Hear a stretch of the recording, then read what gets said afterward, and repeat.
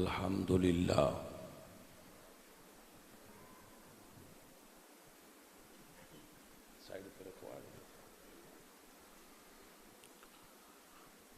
الحمد للہ والصلاة والسلام علی رسول اللہ اما بعد فاعوذ باللہ من الشیطان الرجیم بسم اللہ الرحمن الرحیم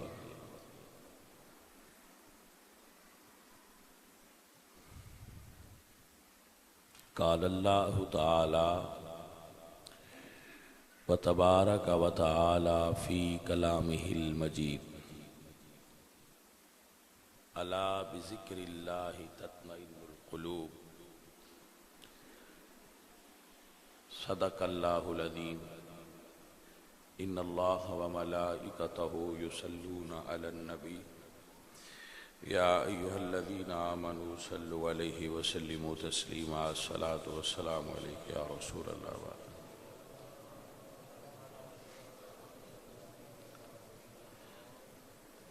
عزیزان محترم، ختم خواجگان اور محفل ذکر میں آج کا موضوع ہے کہ ہم پریشان کیوں ہوتے ہیں۔ دور حاضر میں بنی نوع انسان کو جو امراض لاحق ہیں ان میں سب سے بڑی مرض ڈپریشن ہے، اور ہم سارے ہی اس مرض سے گزرتے ہیں، اور ہم سب کو دن میں ہفتے میں ہر کسی کے اندر مختلف مقام ہیں، مگر ہم سب کو ڈپریشن آتی ہے۔ تو سوال یہ ہے کہ ہمیں ڈپریشن کیوں ہوتی ہے، ہم ڈپریس کیوں ہوتے ہیں، انگزائٹی ہمیں کیوں فیل ہوتی ہے۔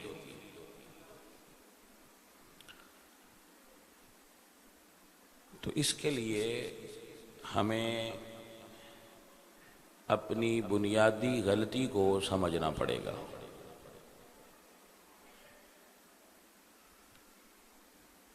عزیزم، ہمارے اندر ایک پرزہ ہے جس کو نفس کہتے ہیں۔ یہ خواہشات پیدا کرتا ہے۔ یہ جو نفس ہوتا ہے نا، یہ ہمارے اندر خواہشات پیدا کرتا ہے۔ پرزہ ہے ایک لگا ہوا ہے اندر اللہ کی طرف سے، جیسے عقل ہے ایسے ہی نفس ہے، یہ خواہشات پیدا کرتا ہے۔ جب خواہش پیدا ہوتی ہے تو ہم اس کو پورا کرنے کے لیے اپنی قوت صرف کرتے ہیں کہ ہماری یہ خواہش پوری ہونی چاہیے۔ اس کے لیے جو ہم کوشش کرتے ہیں، جب اس کوشش میں ہم کامیاب نہیں ہوتے تو ہمیں ٹینشن آتی ہے۔ آپ کو سمجھ آئی کہ نہیں آئی؟ یہ کوئی راکٹ سائنس نہیں ہے، بالکل سادہ سا اصول ہے کہ ہم سوچتے ہیں کہ ہم گاڑی خریدیں گے، موٹر سائیکل ہے پر ہمیں گاڑی چاہیے۔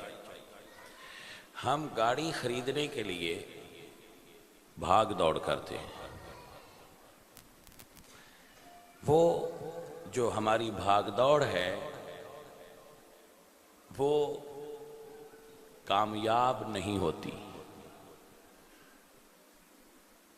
جب وہ کامیاب نہیں ہوتی تو ہم پریشان ہو جاتے ہیں کہ ہمارے کام کیوں خراب ہو رہے ہیں. ہم یہ خواہش کر لیتے ہیں کہ ہمیں فلاں جگہ جاب چاہیے، جب وہ نہیں ملتی تو ہم پریشان ہو جاتے ہیں.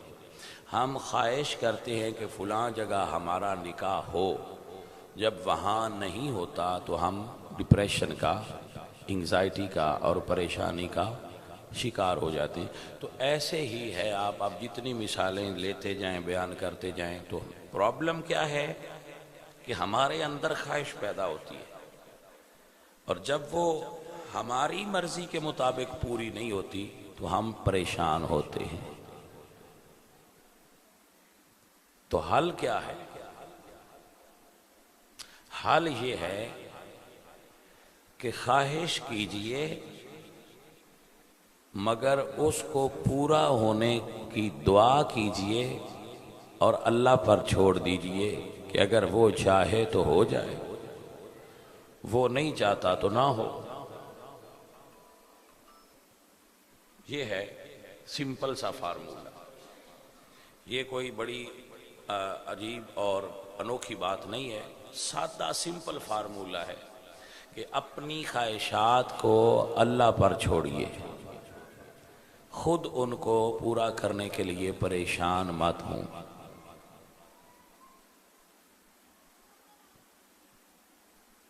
میرے ایک دوست ہیں، بڑے پیارے صوفی ہیں. میں نے ان سے کہا کہ صوفی صاحب، میری خواہش ہے یہ شہرت، یہ جو مشہوری ہے، شہرت ہے، میں اس کو چھوڑ کر گمنام رہوں، میرا دل کرتا ہے. تو انہوں نے فرمایا کہ شاہ صاحب، آپ کیا سمجھتے ہیں کہ آپ خود مشہور ہوئے ہیں؟ تو مجھے بڑی ندامت ہوئی اور شرمندگی ہوئی کہ میں یہ بات کیوں نہ سمجھ سکا جو صوفی صاحب نے مجھے سمجھائی. وہ میری عمر کے ہی ہیں مگر تصوف کے ساتھ ان کی وابستگی ہے. تو وہ مجھے کہنے لگے، آپ چپ کر کے حجرے میں بیٹھ جائیں، دروازہ بند کر کے کسی کو نہ ملیں، تو وہ آپ کی گمنامی کی شہرت کر دے گا، آپ کی گمنامی مشہور کر دے گا. یہ بندوں کے اختیار میں نہیں ہوتا کہ مشہور کس نے ہونا ہے، گمنام کس نے ہونا ہے، امیر کس نے ہونا ہے، غریب کس کو رہنا ہے، اونچا رتبہ کس کو ملنا ہے اور نیچے کس نے رہنا ہے، اولاد کس کو ملنی ہے، کس کو نہیں ملنی. یہ بندوں کے اختیار میں ہی نہیں ہے. اس بات کو مان لینا سکون دیتا ہے کہ یہ ہمارے اختیار میں. اب میں اس مثال ایک اور دیتا ہوں. ہمارا کوئی بندہ بیمار ہو جاتا ہے، ہم اٹھاتے ہیں، اٹھا کر گاؤں کے ڈاکٹر کو دکھاتے ہیں، اس کی سمجھ میں نہیں آتا، چھوٹے شہر میں لے جاتے ہیں، حافظ آباد. سمجھ میں نہیں آتا، ہم لاہور لے جاتے ہیں. سمجھ میں نہیں آتا، اپرچونٹی ہوتی ہے، وسائل ہوتے ہیں، ہم باہر لے جاتے ہیں. ہم اپنا سارا زور لگا لیتے ہیں، وہ بندہ ٹھیک نہیں ہوتا. تو پھر ہم کیا کرتے ہیں کہ چلیں جیسے اس کی مرضی ہے. اب جو بات ہم نے اتنی محنت کے بعد تسلیم کی ہے کہ جیسے اللہ کی مرضی، اور پھر وہ بندہ فوت ہو گیا اور ہم فاتحہ خوانی کے لیے گئے تو ہم نے کہا جیسے اللہ کی مرضی. تو وہ جو آگے اس کا باپ، بیٹا یا بھائی تھا، انہوں نے بھی کہا کہ اللہ کی مرضی. بھئی اتنا چکر کاٹ کے تسلیم کیا کہ اللہ کی مرضی، تو دوائی لیجئے مگر پہلے دن سے یہ کہہ لیجئے کہ جیسے اللہ کی مرضی. آپ کو سکون نصیب ہوگا، آپ پریشان نہیں ہوں گے. دیکھیے اس کا ایک اور بھی سلوشن ہے. ویسے یہ بات تو مہاتما بدھ نے کی ہے مگر ہے حقیقت. مہاتما بدھ کہتے ہیں کہ اگر آپ نروان چاہتے ہیں تو اپنی خواہشات کو گھٹ کیجیے. ترجمہ یہ ہے کہ اگر آپ سکون چاہتے ہیں تو خواہشات کو گھٹائیے. جتنی انسان کی خواہشات کم ہوں گی اتنا سکون زیادہ ہوگا. جتنی خواہشات بڑھتی جائیں گی سکون اتنا گھٹتا جائے گا. یہ یہاں کوئی بچہ ہوتا ہے اس کی کوئی خواہش نہیں ہوتی تو وہ سب سے پرسکون زندگی گزارتا ہے.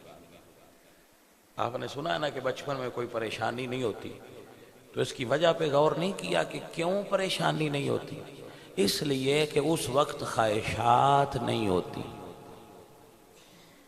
سو جب آپ کے اندر خواہش نہیں ہے تو آپ بچپنے میں پرسکون ہیں. اور اگر آپ بچپنے کی طرح ہی ساری زندگی گزارنا چاہتے ہیں تو خواہشات کو گھٹ کیجیے آپ کو سکون ملے گا. اور اللہ والوں کو سکون کیوں ملتا ہے؟ اس لیے ملتا ہے کہ اللہ والوں نے دنیا کو چھوڑ دیا ہے، خواہشات کو ترک کر دیا ہے، اپنے لیے دنیا کو نچلے درجے پہ لے گئے اور اس کو چھوڑ دیا اور سکون پا لیا. آپ میں سے جو بھائی سکون چاہتے ہوں وہ اپنی خواہشات کو گھٹ کریں. اور اگر آپ سکون چاہتے ہیں تو ایک سلوشن اس کا یہ ہے کہ خواہشات کو کم کیجئے. دوسرا ہے اللہ کو یاد کیجئے. اب اگلی بات کہ پھر یہ جو خواہشات ہیں یہ پیدا کیوں ہوتی ہیں؟ تو اللہ فرماتے ہیں فَأَلْهَمَهَا فُجُورَهَا وَتَقْوَاهَا. نفس میں دونوں چیزیں ہیں. اس میں اچھائی، یہ جو ہمارا نفس ہے نا اس کو مری جائیں تو بھی مزہ آتا ہے، مدینے جائیں تو بھی مزہ آتا ہے. نفس کو مری جائیں تو بھی مزہ آتا ہے، مدینے جائیں تو بھی مزہ آتا ہے. اب آپ کی مرضی ہے کہ آپ نے کون سا مزہ لینا ہے. فَأَلْهَمَهَا فُجُورَهَا وَتَقْوَاهَا. دوستو اور عزیزو، اپنی زندگی میں اپنی خواہشات کو گھٹاتے جائیے. اللہ آپ کو دولت دے تو لے لے، محنت کرنی چاہیے. دولت ملتی ہے تو سبحان اللہ لیتے جائیے. اگر اللہ آپ کو شہرت دیتا ہے تو اس کی چاہت ہے تو ہو جائے. وہ آپ کو گمنام کرتا ہے تو ہو جائیے، اس میں مزہ ہے. یعنی جب ہم یہ سوچ لیتے ہیں کہ جیسے اللہ رکھے ہم ویسے رہنے کو تیار ہیں تو پھر ہر حال میں سکون ہے. بس یہ کنجی ہے، یہ ماسٹر کی ہے خوش رہنے. جیسے اللہ رکھے ہم نے ویسے رہنا. جب آپ یہ سیکھ لیں گے تو آپ کو سکون ملے گا، پریشانیاں گھٹتی جائیں گی. عزیزو، چھوٹے چھوٹے ٹپس ہیں. کوئی پریشان ہو تو اس کی مدد کیجئے، آپ کی پریشانیاں گھٹیں گی. حضور نے ارشاد فرمایا من یسر علی معسر یسر اللہ فی الدنیا والآخرہ. جو آدمی کسی تکلیف میں بوجھ میں دبے ہوئے مسلمان کے لیے آسانی کا سبب بنتا ہے، اللہ دنیا اور آخرت میں اس کے لیے آسانیاں پیدا کر دیتا ہے. یعنی اگر آپ چاہتے ہیں کہ ہماری لائف میں آسانیاں ہوں تو دوسروں کے لیے آسانیاں تلاش کیجئے، دوسروں کو ہیلپ آؤٹ کیجئے. لوگوں کی خدمت کیجئے، مخلوق سے محبت کیجئے، اللہ تعالیٰ آپ کی پریشانیاں گھٹا دیں گے۔ عزیزو اور ساتھیو، یہی ہے کلیہ خوش رہنے کا کہ خواہشات کو کم کیجئے اور جیسے اللہ چاہیں ویسے رہیے۔ مولا علی فرماتے ہیں میں نے اپنے ارادوں کے ٹوٹنے سے اللہ کی ذات کا یقین حاصل کر لیا تھا۔ اللہ اکبر۔ وہ تو بڑے لوگ تھے، ہمیں سمجھانے کے لیے کہا کرتے ہم کچھ اور ارادہ کرتے ہیں، مالک کی مرضی کچھ اور ہوتی ہے۔ ہم میں اور اللہ والوں میں فرق یہ ہے کہ جب وہ ارادہ کرتے ہیں تو ان کے ارادے کے خلاف ہوتا ہے تو وہ راضی ہو جاتے ہیں، ہم پریشان ہو جاتے ہیں۔ وہ کہتے ہیں کہ مالک کی یہ رضا ہے تو ہم راضی ہیں، ہم کہتے ہیں جیسا ہم چاہتے تھے ویسا کیوں نہیں ہوا۔ بس یہ فرق ہے اللہ والوں میں اور دنیا داروں میں۔ ہم ایک خواہش کرتے ہیں، پال لیتے ہیں، پھر اس کو پورا کرنے کے لیے لوگ پاگل پن تک چلے جاتے ہیں۔ تو یہ ایسی بری چیز ہے کہ انسان کو اس نے پاگل بنا رکھا ہے۔ یہ بات ختم ہوئی۔ ایک جملہ اور بولنا چاہتا ہوں کہ آج کل ہمارے ماحول میں ایک لفظ ہے لو، اسے کہتے ہیں انگلش میں اور اردو میں محبت کہتے ہیں۔ تو کوئی لڑکا لڑکی کو بگا کر لے جاتا ہے اور لڑکی اس کے ساتھ بھاگ جاتی ہے، یہ بھی خواہش ہے۔ اب اس کو آپ سمجھنا۔ اور لڑکی سے پوچھتے ہیں کہ بھائی تو اس لڑکے کے ساتھ کیوں بھاگ گئی؟ تو وہ کہتی ہے مجھے اس سے محبت ہو گئی ہے۔ ایسے ہی کہتے ہیں نا؟ آپ سمجھتے ہیں کہ یہ ممبر پر ڈسکس کرنے والا مسئلہ نہیں ہے تاکہ آپ اپنے گھروں میں اس کو سنائیں اور بتائیں جا کر۔ میں اس لڑکی سے پوچھتا ہوں، میرا سوال اس لڑکی سے ہے جس کی عمر 24 سال ہے،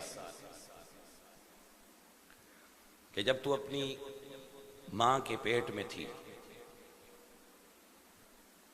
تو تیری ماں زخمی ہو گئی کسی وجہ سے، اس کو زکام ہو گیا، فلو ہو گیا، تو ڈاکٹرز نے کہا کہ دو آپشنز ہیں، یا تو آپ اینٹی بایوٹکس لیجئے اور آپ کا یہ زخم یا زکام یا فلو ٹھیک ہو جائے گا، مگر اس سے آپ کے پریگنینسی کو خطرہ ہے، آپ کی جو پیٹ میں بچہ ہے اس کو پرابلم ہو سکتی ہے آپ اینٹی بایوٹک لیں گے، یا پھر آپ یہ تکلیف برداشت کر لیجئے زخم کی، یا جو آپ کو فلو یا کوئی چیز بیماری یا ڈیزیز ہے تو اس کا آپ صحیح ہونے کا انتظار کیجئے۔ تو اب ماں نے فیصلہ کیا لیا کہ میں وہ دوائی نہیں کھاؤں گی جس سے میرے پیٹ میں موجود بچے کو تکلیف ہو، میں خود تکلیف برداشت کرتی ہوں۔ اس پر اللہ کا قرآن فرماتا ہے حملتہ امہ وہنن علی وہن، اس لڑکی کی ماں نے ہر مہینے اس کا بوجھ بڑھتا گیا، اس کا بوجھ بڑھتا گیا، مگر وہ بوجھ پر بوجھ اٹھاتی گئی، حتیٰ کہ 9 مہینے اس نے وہ کھانا چھوڑ دیا جو اس کو پسند تھا کہ میرے بچے کو پرابلم نہ ہو، اس نے وہ کھانا شروع کر دیا جو اس کو پسند نہیں تھا کہ میرے بچے کی صحت ٹھیک ہو، اس نے وہ وائٹامنز اور منرلز لینے شروع کر دیے جن کی اس کو پہلے ضرورت نہیں تھی، کہ ڈاکٹر صاحب نے یہ کہا کہ یہ کھائیں، اس سے آپ کے بچے کی صحت اچھی ہو۔ پھر اس ماں نے اس بچی کو زندگی اور موت کی کشمکش میں مبتلا ہو کر جنا۔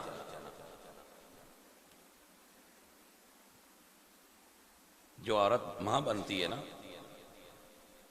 اس کو حج کا ثواب ملتا ہے کہ یہ اتنا تکلیف دہ مرحلہ ہے۔ وَدَعَتْهُ أُمُّهُ قُرْحًا، کہ اس کی ماں نے انتہائی درد اور تکلیف سے اس کو جنا، پھر اپنے حسن کا، اپنی فزیک کا، اپنی باڈی کا خیال نہیں رکھا، ہر وہ چیز کھائی جس سے اس کے باڈی پر فیٹ بڑھتی گئی، مگر چونکہ ماؤں نے اور دادیوں نانیوں نے اور لوگوں نے کہا کہ آپ اچھی خوراک کھائیں تاکہ آپ کے بچے کی صحت اچھی ہوگی، عورت پیتی گئی کھاتی گئی کہ میرے بچے کو وافر دودھ ملے، اس کھانے پینے سے وہ خود اس کی فزیک خراب ہو گئی، وہ موٹی ہو گئی، پیٹ بڑھ گیا، وہ اس کی شکل میں تبدیلی آ گئی، اس نے یہ قربانی بھی دی۔ پھر 2 سال 2.5 سال تک اس نے اس لڑکی کو دودھ پلایا۔ پھر وہ لڑکی اپنی ماں کی گود میں پیشاب کرتی تھی، اس کا واش روم ماں کی گود تھا، وہ لڑکی یا لڑکا وہاں پیشاب کرتے رہے، ماں اٹھاتی رہی اور صاف کرتی رہی، نیپی چینج کرتی رہی۔ آپ بتائیں کبھی ہم واش روم جائیں، پبلک ٹوائلٹ جائیں کبھی، تو ہمیں گندگی اور کراہت فیل ہوتی ہے کہ یہاں پہلے کوئی گندا آدمی واش روم گیا اور بو آ رہی ہے۔ کبھی ماں نے کراہت کی کہ یہ میری بچی ہے، بچہ ہے، اس نے میری گود میں پیشاب کر دیا؟ اس نے کبھی غلاظت اور گندگی کی وجہ سے نفرت نہیں کی۔ پھر بچی نے چلنا سیکھا، بولنا سیکھا، ماں باپ نے لاڈ اٹھانے سیکھے، اس کو پڑھایا، عید آئی تو کپڑے لے کر دیے، بڑی عید آئی تو پھر کپڑے لے کر دیے، جو اس نے مانگا وہ دیا، جو چاہتی تھی وہ لے کے دیا، اور اس کی کالجز کی فیسیں، یونیورسٹیز کی فیسیں، اور اس کو پڑھاتے رہے، حتیٰ کہ 24 سال ماں نے اور باپ نے اس پھل کی نگرانی کی، اس درخت کی نگرانی کی۔ باپ نے خون پسینہ ایک کر دیا کہ میری جو بچی ہے اس کو کوئی تکلیف نہ ہو۔ وہ ہمارے پنجابی میں کہتے ہیں کہ دیاں رانیاں ہوتی ہیں، ہر باپ اپنی بیٹی کو اپنے گھر میں رانی بنا کر رکھتا ہے، اور وہ بیٹی سوئی رہی، ماں باپ نے اٹھایا نہیں۔ 24 سال کے بعد اسے ایک لفنگا ملا،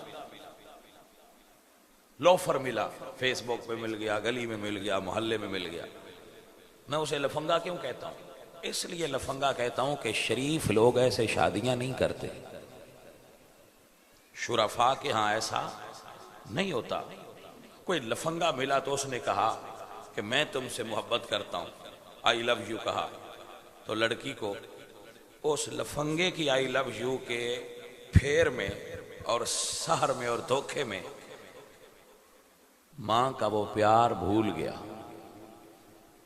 جو ماں نے بچپن سے 24 سال تک لو کیا تھا، وہ لو بھول گیا گلی کے اس لفنگے کے ایک آئی لو یو میں۔ تو آپ مجھے بتائیں کہ کیا 24 سال کی محبت بے لوث کا صلہ یہ دینا چاہیے ماں باپ کو کہ 24 سال کے بعد کسی لڑکے کے ساتھ لڑکی بھاگ لی اور وہاں جا کر کورٹ میرج کر کے ماں باپ کے گلے میں مرتے دم تک رسوائی کا پٹا ڈال دیا، کلنک کا ٹیکا لگوا دیا ان کے ماتھے پر کہ یہ ہے جس کی بیٹی بھاگ گئی تھی۔ 24 سال کی محبتوں کا صلہ یہ دیا بیٹی نے کہ ایک لفنگے کی محبت کو باپ کی عزت اور محبت پر ترجیح دے دی، ایک آوارہ آدمی کی محبت پر جو کہ جھوٹی محبت ہے، جس کو محبت کہنا محبت کی توہین ہے، بلکہ یہ اس کو ہوس کہنا چاہیے۔ اس ہوس کے پیچھے اس نے اپنی ماں کی قربانیاں بھلا دی، اپنے باپ کی قربانیاں بھلا دی اور اس لفنگے کے ساتھ بھاگ گئی۔ بھائی یہ محبت نہیں ہو سکتی، یہ ہوس ہے، اور یہ سوشل میڈیا کا جن ہے، یہ جس کو چمٹ جاتا ہے اس کا دماغ کام نہیں کرتا۔ سوشل میڈیا کا جن جس لڑکے یا لڑکی کو چمٹ جائے اس کا ذہن کام نہیں کرتا۔ بھائی اپنی بیٹیوں کو میرا یہ بیان سنا دینا، اور آپ کو ایک جملہ بولنا چاہتا ہوں کہ اگر آپ کی بیٹی 24 25 26 30 سال تک آپ کے گھر میں رہی اور آپ کی عزت کو خراب نہیں ہونے دیا،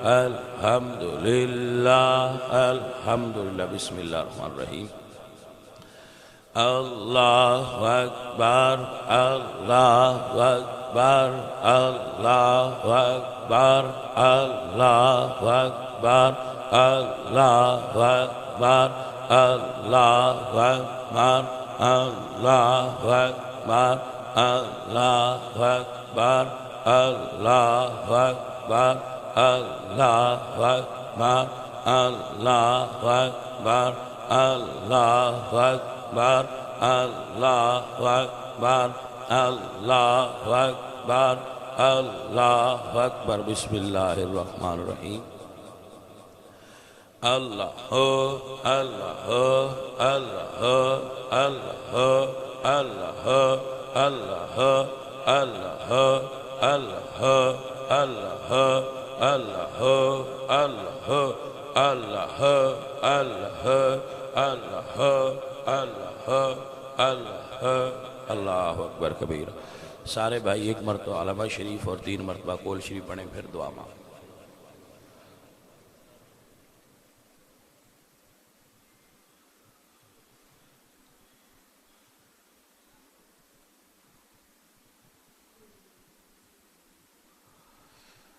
الحمدللہ الحمدللہ رب العالمین والعاقبۃ للمتقین والصلاة والسلام علی سید الانبیاء والمرسلین وعلی آلہ وصحبہ اجمعین میرے اللہ جتنے بھائی عزیز یہاں پر تشریف لائے ہیں سب کا آنا جانا مقبول